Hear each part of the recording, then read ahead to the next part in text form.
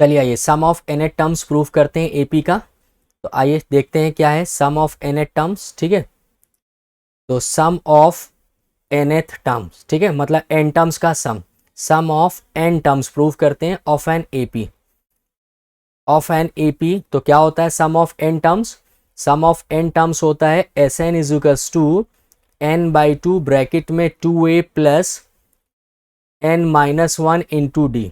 एक तो ये होता है, और दूसरा क्या होता है अगर लास्ट टर्म दिया गया है तो S N equals to n by two bracket में a प्लस एल। तो आइए ये दोनों फार्मूले प्रूफ करते हैं और देखते हैं कि हमारे पास ये फार्मूले आते कैसे हैं। ठीक है, बात समझ में आ गई? क्लियर है? तो आइए ज़रा, जब भी एपी का फर्स्ट टर्म और कॉमन डिफरेंस नहीं दिया जाता है तो हम लोग सपोज कर लेते हैं, क्या ले लेंगे, let small A and small D be the first term and common difference, be the first term and common difference. ठीक है, तो अब आपके पास एपी क्या हो जाएगी, तो एपी हो जाएगी पहला टर्म ए होगा, दूसरा क्या हो जाएगा कॉमन डिफरेंस इसमें ऐड कर दिए तो ए प्लस डी हो जाएगा, तीसरा क्या हो जाएगा फिर कॉमन डिफरेंस ऐड कर दिए तो ए प्लस टू डी हो जाएगा, डैश डैश डैश, ये कहाँ तक के जाएगा nth टर्म तक के, और क्या होता है a plus n minus one into d. तो टोटल कितने टर्म्स हैं इसके अंदर, टोटल n टर्म्स हैं। तो आइए अब इन सब का सम करते हैं, और सम को हम डिनोट करते हैं एस एन से।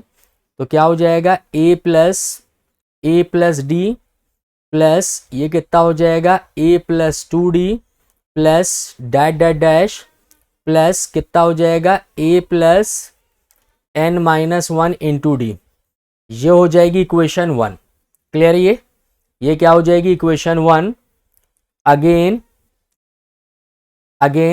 आप एस एन फिर से लिखोगे, आपकी लास्ट टर्म से स्टार्ट कर लोगे, पहले लास्ट टर्म लिखोगे तो क्या है a plus n minus one into d, फिर इसके पहले वाला टर्म लिखोगे a plus n minus two d, फिर इससे पहले वाला टर्म लिखोगे a plus n minus three d, dash dash dash कहाँ तक के जाएगा, ये ए तक के जाएगा।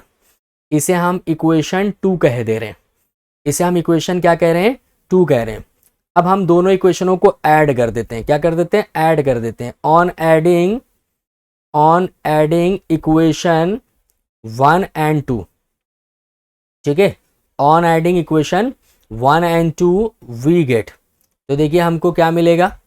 अब अगर आप देखेंगे तो ऐड कैसे करेंगे, देखिए यहाँ पे ये वाला जो ए है, ठीक है, ये इसमें ऐड होगा इस टर्म में, ये वाला इस वाले टर्म में ऐड होगा, ये वाला इस आगे वाले टर्म में ऐड होगा, इसी तरीके से ये वाला ये लास्ट वाले टर्म में ऐड होगा। ठीक है, तो देखिए ज़रा ऐड होकर के कितना बना, ठीक है, लेफ्ट साइड पे देखिए एस एन और एस एन जुड़ करके कितना हो गया 2SN, और इधर देखें ये ए और ए जुड़ करके 2A हो जाएगा, 2A plus n minus one into d, plus फिर ए प्लस डी और a plus n minus two d, ये भी जुड़ करके कितना हो जाएगा 2A plus n minus one into d plus dash dash dash, ये लास्ट में देखेंगे ए प्लस ए जुड़ के कितना हुआ 2A plus n minus one into d, ये आ गया आपके पास। क्लियर है?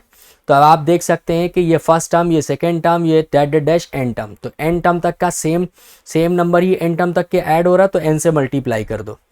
तो 2SN इजिकल्स टू कितना हो जाएगा एन, और ब्रैकेट में कितना आ जाएगा 2A plus n minus one into d, कितना आ जाएगा 2A plus n minus one into D.